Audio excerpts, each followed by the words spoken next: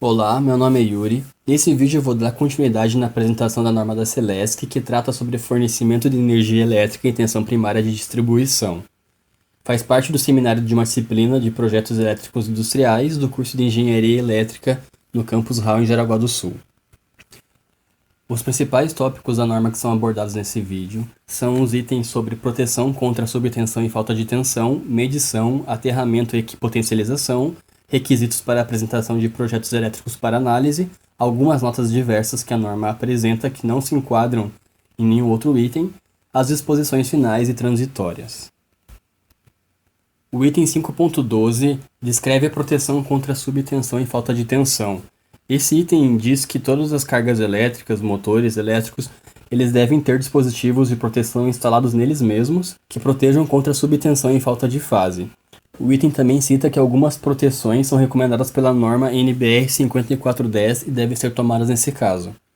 Aqui eu trago a norma NBR 5410, que fala sobre instalações elétricas em baixa tensão, ou seja, até 1000 volts em tensão alternada ou 1500 volts em tensão contínua. E o item 5.5 descreve quais são as recomendações sobre falta de fase e subtensão. Esse item recomenda que pode ser utilizados relés disparadores de subtensão ou falta de fase, em conjunto com contadores e disjuntores. Nesse caso, o relé dispara o contador ou disjuntor desliga a carga, protegendo ela contra a subtensão ou falta de fase. Essa atuação também pode ser temporizada, no caso, para máquinas ou cargas que suportem a subtensão ou falta de fase por um pequeno tempo. Então você pode temporizar o disparo para que não dispare instantaneamente já desligando a máquina, sendo que ela poderia suportar aquela falta de fase por alguns segundos. Também essa proteção de subtensão ou falta de fase não pode interferir em outros sistemas de proteção. E assim também o religamento dessa proteção contra a subtensão e falta de fase não pode ser automático, deve ser religado de forma manual sempre. O item 5.13 fala sobre a medição. O primeiro subitem comenta que a medição deve ser única, individual e em um só ponto. Ou seja, mais de uma unidade consumidora não pode compartilhar o mesmo medidor e deve ser feita em um só ponto. Nesse caso, a unidade consumidora só pode ter um medidor. A medição deve estar no máximo a 1 metro da propriedade, dentro da propriedade. Ou seja, aqui nesse desenho que eu trouxe da norma demonstra isso.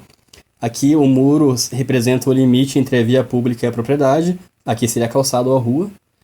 E a cabine de medição deve estar no máximo a 1 metro dentro da propriedade. Poderia estar mais próximo. Toda a caixa ou eletroduto de energia não medida deve ser lacrada pela Celesc. Isso é inviolável. O consumidor não pode violar. E na alteração da edificação, o consumidor deve assumir a responsabilidade de preparar um novo ponto de medição. Caso ele altere seu projeto, o ponto de medição fica por conta do próprio consumidor.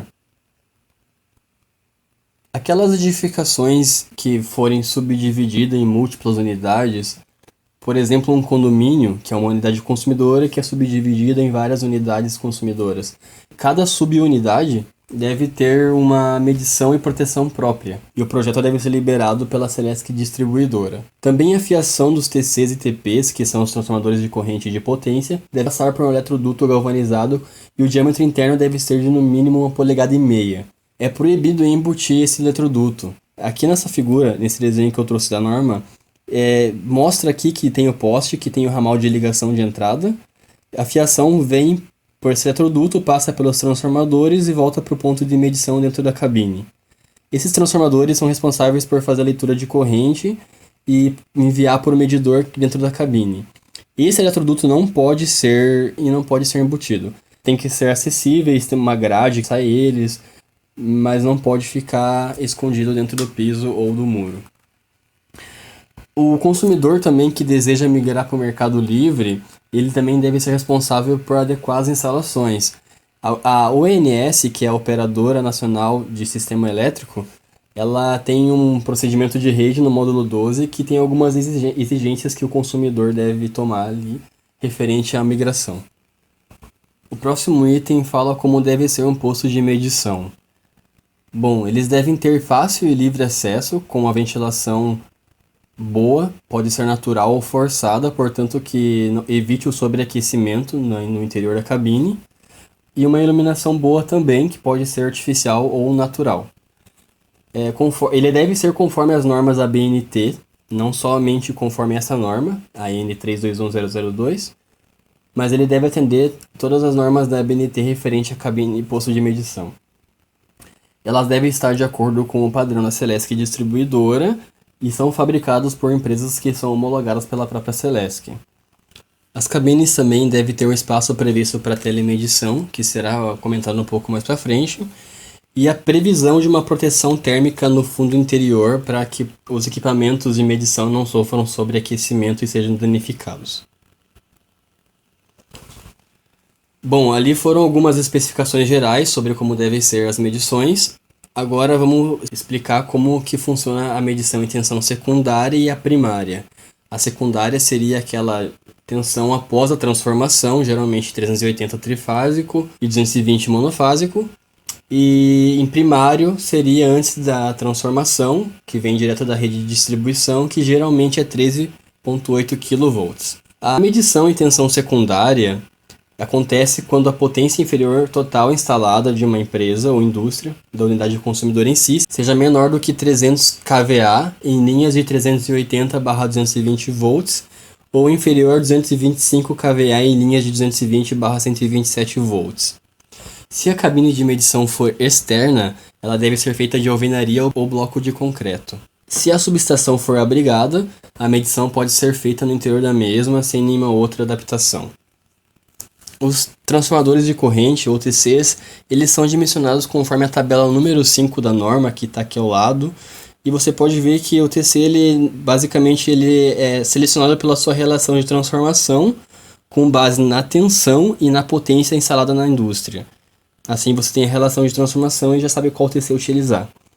E esses TCs eles são exclusivos para fazer medição do faturamento. Os TCs são exclusivos para medição do faturamento.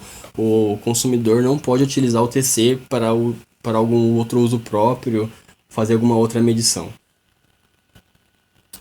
Em geral, a Celesc distribuidora fornece um medidor de energia, a chave de aferição e 3 TCs com isolamento para 600 volts quando a medição for tensão secundária, após a transformação, né? Quando houver mais de uma unidade na mesma edificação, como é o caso de um condomínio, tem que haver uma proteção geral e uma proteção para cada unidade antes dos TCs. Quando o condutor por fase for maior do que 120 mm² ou houver dois condutores em paralelo maiores do que 95 mm² por fase, uma caixa deve ser utilizada para abrigar os TCs, conforme esse desenho aqui, que é o desenho 32 da norma.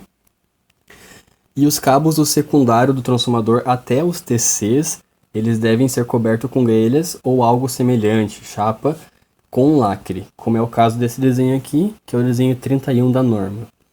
Aqui demonstra a grelha, o lugar por onde deve passar os cabos do secundário do transformador. Aqui há concreto e essa tampa que cobre o duto deve ser aterrada. A medição em tensão primária, que é basicamente o foco dessa norma, ela tem muita semelhança com a medição em tensão secundária já comentada, porém ela ocorre em casos em que a potência total da unidade consumidora é superior a 300 kVA em linhas 380/220 volts ou superior a 225 kVA em linhas 220/127 volts. Quando houver dois ou mais transformadores nessa unidade consumidora ligada em paralelo para alimentar essa unidade, essa indústria, a medição deve ser feita em tensão primária, mesmo que a potência total daquela unidade seja menor do que o limite de 300 kVA ou 225 kVA. Porque nesse caso, você tendo dois transformadores, se você fizesse a medição em tensão secundária, você teria que ter dois medidores. Nesse caso, você pode medir em tensão primária antes de chegar nos transformadores. Sempre essa medição em tensão primária deve ser feita em subestação abrigada. Os TCs e TPs devem ser dimensionados conforme essa tabela aqui. Tem muita semelhança com a tabela dos TCs para medição em tensão secundária. Tem relação com a tensão e com a potência, a demanda. E assim você tem a quantidade, a relação de transformação. A Celesc, distribuidora, fornece o medidor de energia, a chave de aferição, os TCs e os TPs, nesse caso. Bom, os TCs e TPs, eles, da mesma forma que a medição em tensão secundária, são exclusivos para medição para faturamento. Eles não podem ser utilizados para outro propósito pelo consumidor. Essa fiação nos TCs e TPs, elas também devem passar por um eletroduto, só que dessa vez não é galvanizado, e sim de aço carbono, mas o diâmetro continua sendo no mínimo 1,5 polegadas. Também proibido embutir, deve passar por um duto que seja de fácil acesso.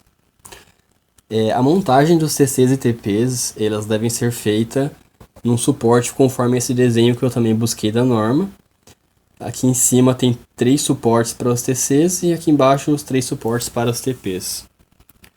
A distância entre a caixa de medição onde estão os transformadores de corrente e de potência não deve ultrapassar 5 metros, ou seja, os TCs não podem estar mais do que 5 metros de distância da caixa de medição.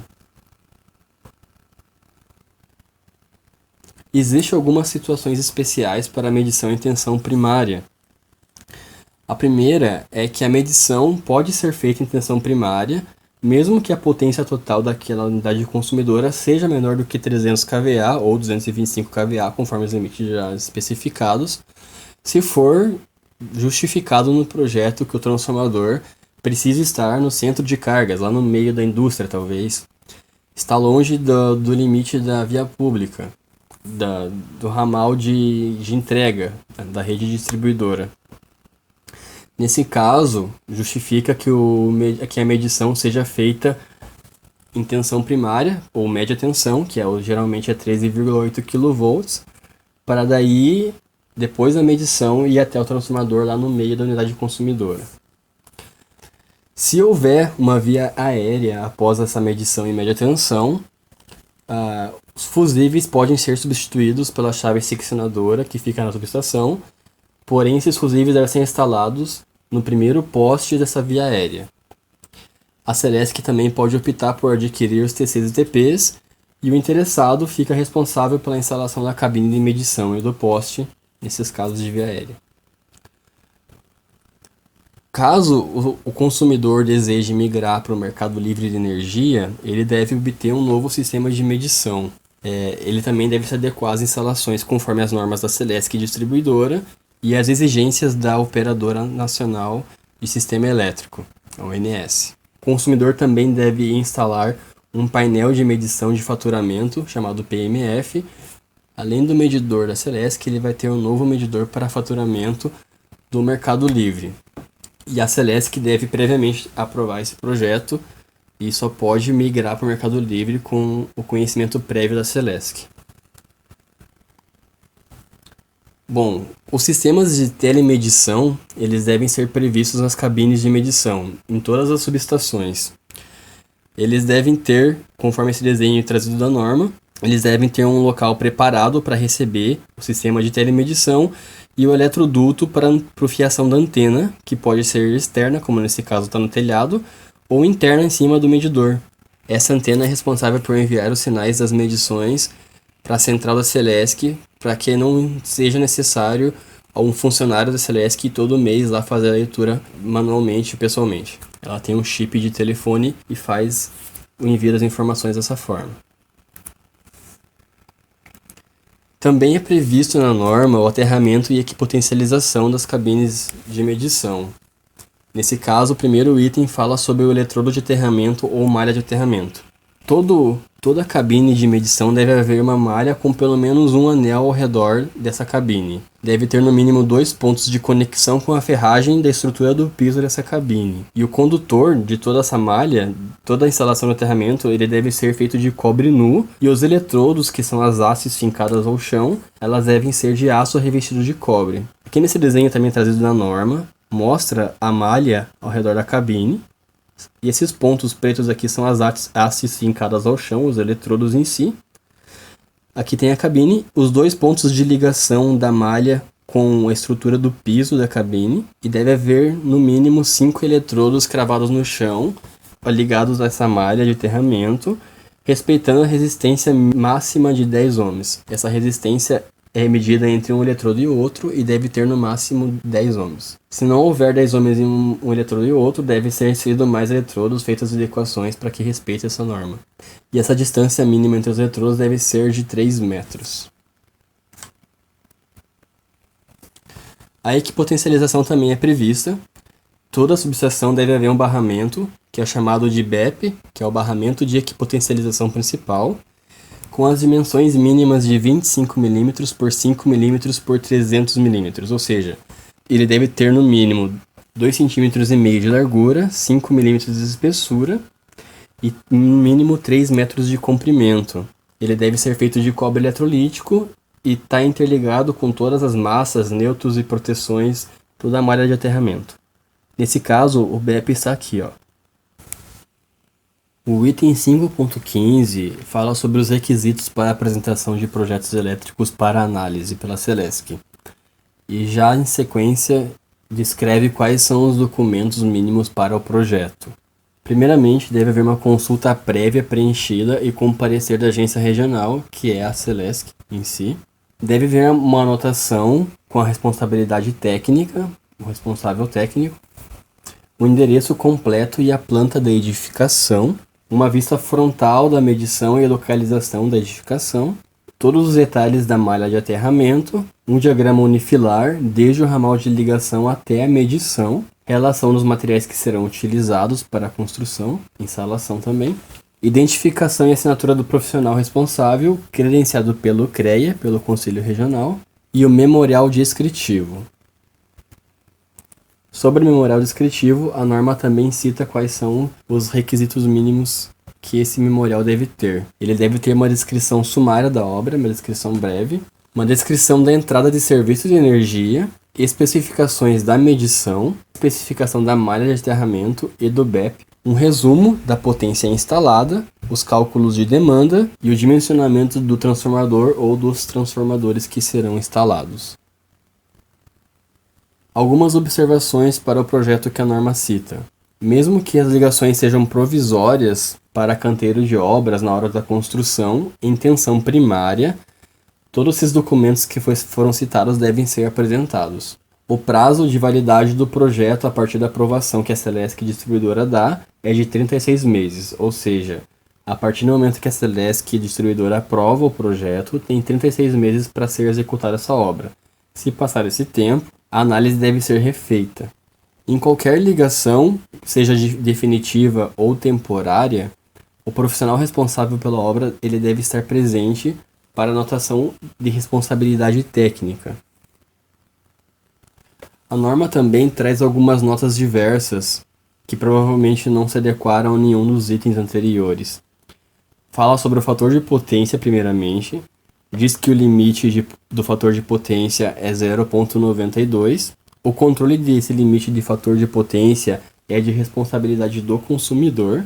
Também prevê o aumento de carga, que só será permitido com autorização prévia da Celesc Distribuidora. Ela deve ter conhecimento que você está alterando a tua potência e provavelmente o teu contrato de demanda. A revenda ou fornecimento de energia a terceiros, ela é proibida.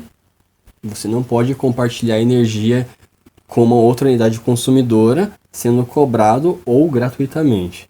Sobre a ligação de energia, o sistema de medição da subestação de entrada é de acesso privativo da Celesc. Só a Celesc pode ter acesso ao sistema de medição na subestação de entrada. Os terceiros só podem acessar o sistema de proteção geral para manobras.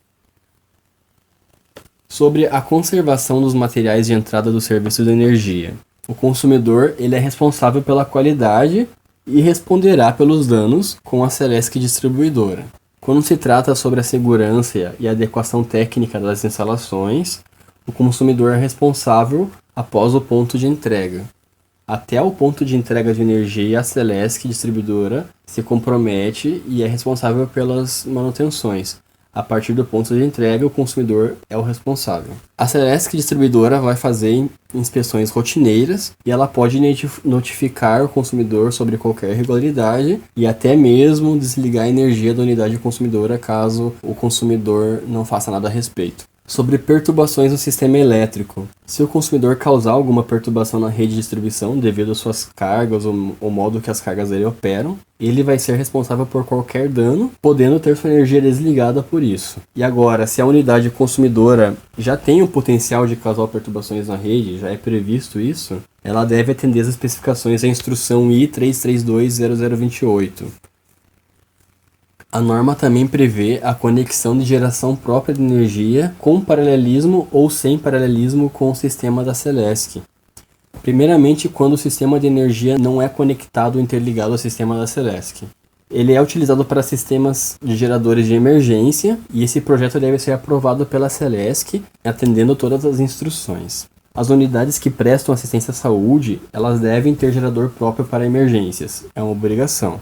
E não é permitido o paralelismo de geradores de emergência com a rede de distribuição da Celesc. Os geradores de emergência nunca podem estar ligados à rede de distribuição da Celesc. Pode haver uma conexão de geração de energia em paralelo com o sistema da Celesc em alguns casos. A conexão de geração própria do consumidor com a rede da Celesc pode ser momentânea no horário de ponta, desde que a Celesc tenha o conhecimento prévio e atenda todas as instruções. Para a ligação permanente de geração autônoma com a rede da Celesc, deve haver um projeto. Esse é o caso de pessoas que têm alguma fonte em casa de geração de energia, e com a aprovação da Celesc, ela pode compartilhar essa energia com a rede de distribuição da própria Celesc. A conexão elétrica de instalações para combate ao incêndio, ela deve atender todas as normas de segurança contra incêndio e as instruções do Corpo de Bombeiros. O circuito elétrico para o sistema de combate ao incêndio, ele deve ser exclusivo para o sistema de combate ao incêndio, não pode ter mais nada ligado nesse circuito elétrico, e todas as conexões devem ser identificadas. Em relação à NR10, todos os projetos elétricos devem estar de acordo com essa norma. E a construção, operação e manutenção dessas instalações só podem ser executadas por profissionais que sejam habilitados, capacitados e autorizados. E o projeto elétrico, ele sempre deve estar disponível, uma cópia desse projeto deve estar disponível em um lugar acessível no interior da subestação, contendo no mínimo o diagrama unifilar. Ele deve estar sempre em bom estado e limpo. O item 6 cita as disposições finais. As mais importantes são que somente a empresa cadastrada pela Celesc pode efetuar as instalações nas estruturas de derivação da rede. Ou seja, a Celesc vai cadastrar uma empresa para que faça essas instalações. Somente a Celesc ou uma empresa cadastrada pode fazer a ligação de energia nas empresas ou nos consumidores. Há sempre um limite de investimento por parte do consumidor, que é definido por cálculos e legislação em vigor. Nesse caso, se o consumidor tiver que investir no sistema de medição, haverá algum limite para isso. A Celesc também assume a manutenção dos ramais de ligação que passam por vias públicas. Mesmo que você, de repente, tenha uma via aérea que liga de um ponto da sua unidade consumidora, da sua indústria, até uma outra edificação que passe por alguma via pública, a Celesc distribuidora vai assumir a manutenção desses ramais de ligação. A Celesc não vai se responsabilizar pela segurança e a qualidade dos materiais fornecidos por outros, por terceiros, e nem pelos riscos e danos à propriedade devido à utilização desses materiais. Somente a Celesc distribuidora pode vistoriar a entrada de energia para a ligação do ramal de entrada. Ou seja, nenhuma outra empresa ou instituição vai poder vistoriar essa entrada de energia. A ligação de energia elétrica só vai ser executada após a assinatura no contrato de fornecimento, sempre com a presença de um responsável técnico pela obra. Ou seja, o consumidor, o proprietário da unidade consumidora tem que assinar com a presença de um responsável técnico pela obra. Essa norma pode passar por algumas alterações e atualizações em qualquer momento, e por isso os interessados sempre devem estar acessando o site para verificar atualizações ou modificações dessa norma. A norma também cita no item 6.10 as disposições transitórias, que é o que acontece quando uma norma está em vigência e eles publicam uma nova norma que substitui ela. No caso, a norma anterior era a NT01AT. Então, os projetos aprovados conforme a antiga norma, antes da publicação dessa norma nova, poderão ser executados da forma que estavam. A norma NT01AT permaneceu vigente por 120 dias após a publicação dessa norma, que é a N3210002. Então as duas, por esses 120 dias, elas estavam em vigência e elas podiam ser usadas em conjunto, dependendo do momento em que o projeto foi aprovado e das condições. Então seria isso. Qualquer divergência de informação ou dúvida que ficar, fico à disposição. Até mais.